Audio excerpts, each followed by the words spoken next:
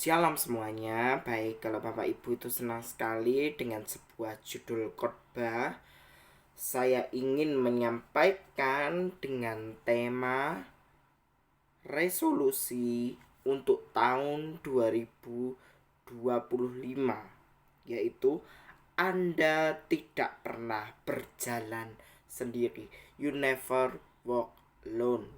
Anda tidak pernah berjalan sendiri. Mari saya ajak untuk membaca Alkitab di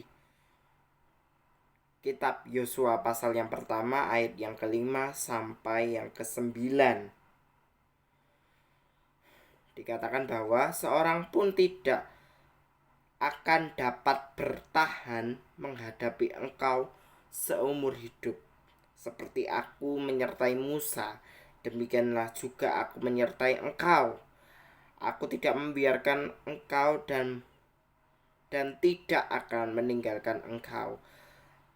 Kuatkan dan teguhkanlah hatimu, sebab engkaulah yang memimpin bangsa ini, memiliki negeri yang kujanjikan dengan sumpah kepada nenek moyang mereka untuk memberikan kepada mereka.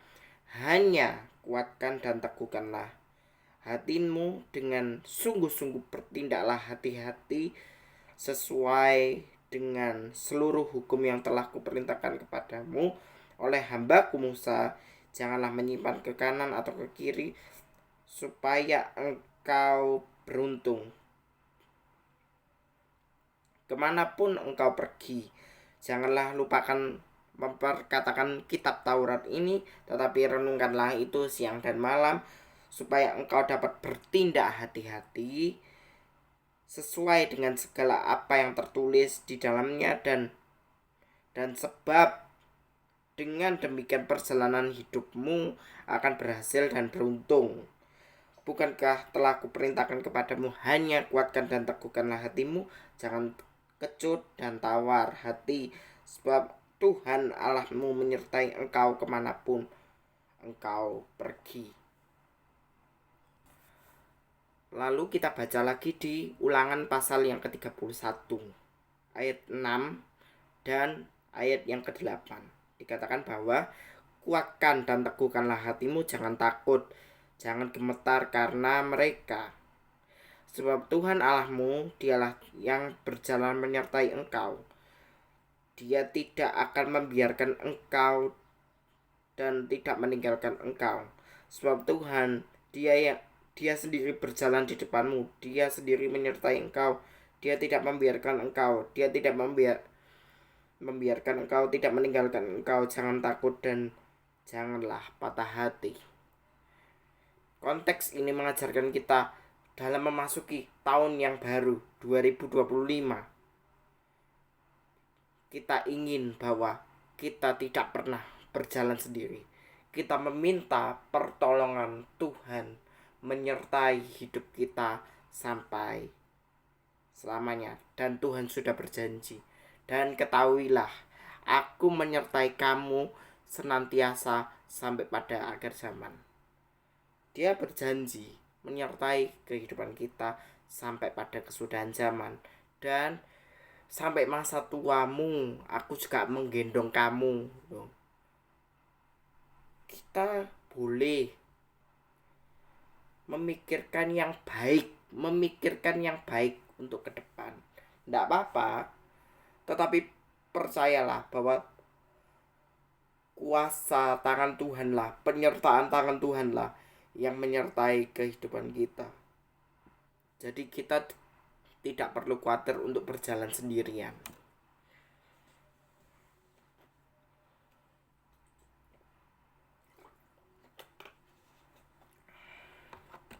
Sebab Tuhan itu ingin bahwa murid umat kesayangannya selalu mengadahkan tangan, meminta belas kasihan Tuhan untuk sama-sama merendahkan diri di dalam merendahkan hati kita di dalam hadirat Tuhan, minta belas kasihan Tuhan untuk menyertai kehidupan kita.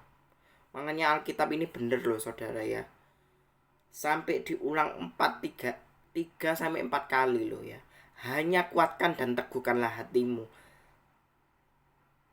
Karena Tuhan itu ingin bahwa setiap manusia harus kuat dan teguh hatinya di dalam hadirat Tuhan. Karena di dalam hadirat Tuhan kita mempunyai recharge lagi, mempunyai kesempatan yang baru di dalam hadirat Tuhan.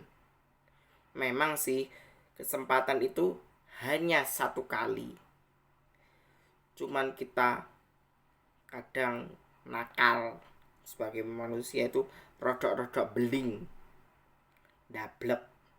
Tapi kita percaya meminta pertolongan Tuhan menuntun hidup kita menjadi lebih baik. Sebab Tuhan itu yang berjalan di depanmu. Dia sendiri menyertai engkau. Dia tidak akan membiarkan engkau dan meninggalkan engkau. Janganlah takut dan janganlah patah hati. Makanya di dalam hidup ini, yuk sama-sama belajar untuk berjuang. Ya, saudara ya. Berjuang untuk memperoleh kehidupan yang selaras dengan kehendak Tuhan. Karena Tuhan juga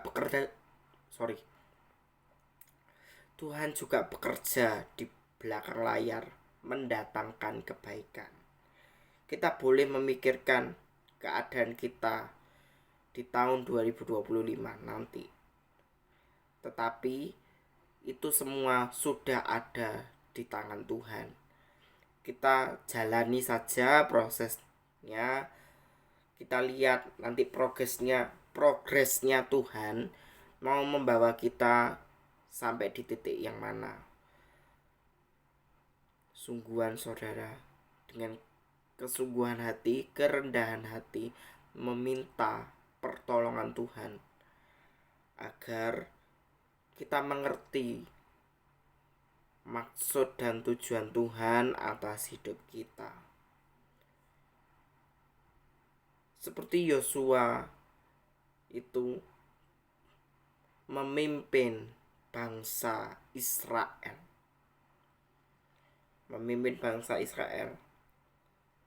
Untuk ke tanah Yeriko, tembok Yeriko.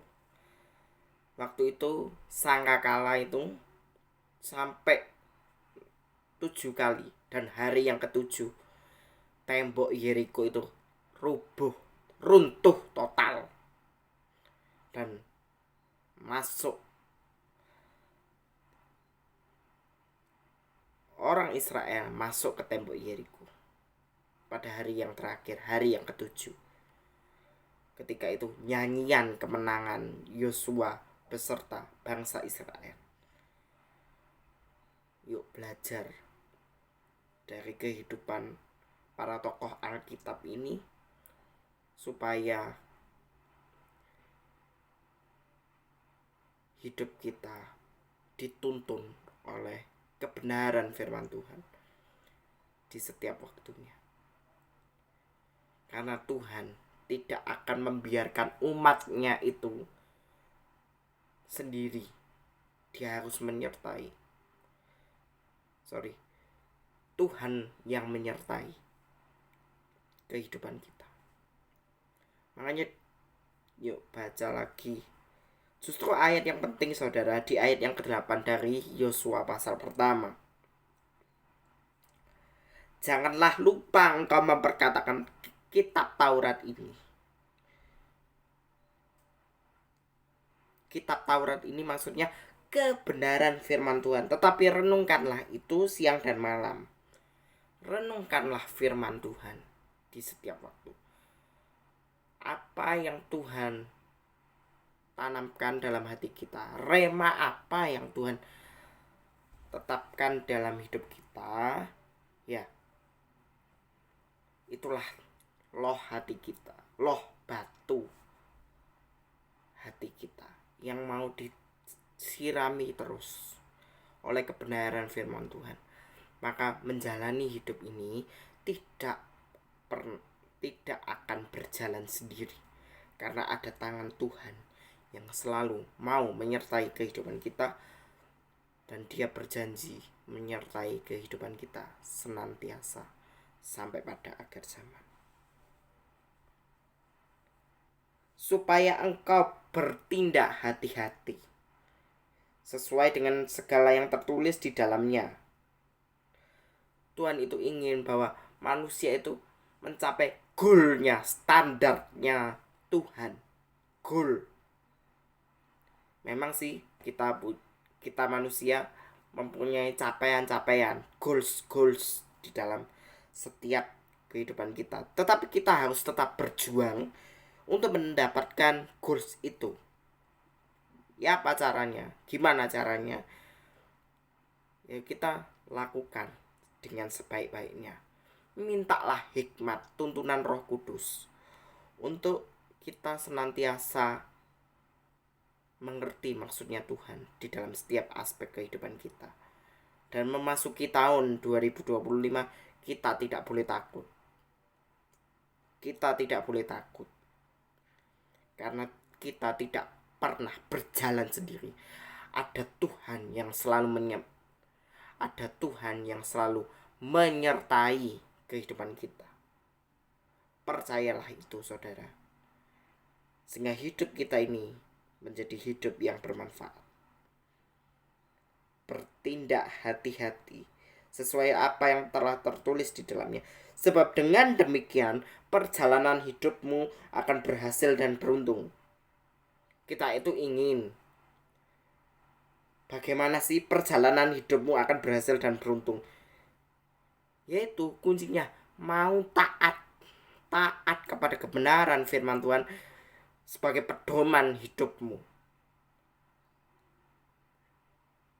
Inilah kunci di mana kita harus mau tunduk, respect kepada kebenaran firman Tuhan agar kita menjadi hidup yang memberikan manfaat, hati yang mau dibarui dari sehari ke sehari untuk menyenangkan hati Tuhan.